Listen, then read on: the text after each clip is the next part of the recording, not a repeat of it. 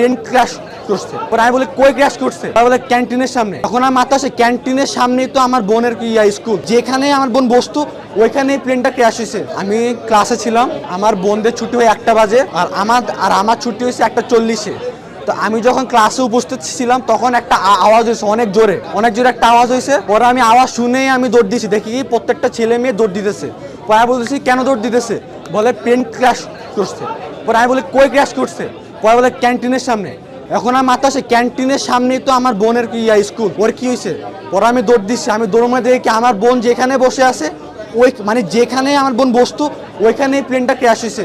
আমি পাগলের মতো খুঁজতেছি আমার বোনকে, আর বোনকে আমি পাচ্ছি না। আমি পরে দুয়ারে আমি দেখি যে ক্যান্টিনের মধ্যে আমার বোন দাঁড়িয়ে আছে, ওর মাথা দিয়ে ব্লাড ব্লিডিং হচ্ছে, প্লাস ওর হাত পা সব ফোসা ফুটে গেছে। প্লাস আমি যখন যাই তখন দেখি যে অনেকগুলো বাচ্চা 2 ভাগ হয়ে আছে, অনেকগুলো বাচ্চা ছোট ছোট বাচ্চা 2 ভাগ হয়ে আছে, গেটের সামনে 2 ভাগ হয়ে পড়ে আছে, অনেক গার্জিয়ান 2 ভাগ হয়ে আছে। কেউ নর্মালি মারা যায় নাই, প্রত্যেকটা সিভিয়ার খুবই খারাপ অবস্থা হবে, প্রত্যেকটা বাচ্চা প্রত্যেকটা গার্ডিয়ান এভাবে মারা গেছে। তখন আমি আমার কি যে বোনকে নিয়ে আমি লুবানাতে যাই, তখন তারা স্যালাইন দেয়। তারপর স্যালাইন দেওয়ার পরে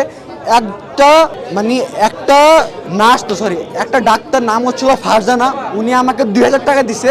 উনি আমাকে চিনেও না, উনি আমাকে 2000 টাকা দিয়ে বলছে ধরো আব্বু। উনি আমাকে ধরে কান্না শুরু করছে, আব্বু ধরো, তুমি তোমার বোনকে নিয়ে যাও, যত যা লাগে নাও। উনি এত একজন ভালো মানুষ, উনি আমাকে অ্যাম্বুলেন্স ঠিক করে দিছে। তারপর আমি ওই অ্যাম্বুলেন্সে করে আমি আমার বোনকে নিয়ে আসছি। তখন এখান থেকে তারা আমাদের ট্রিটমেন্ট করে, তারপর ট্রিটমেন্ট করে আমাদের কোর্টে টানে।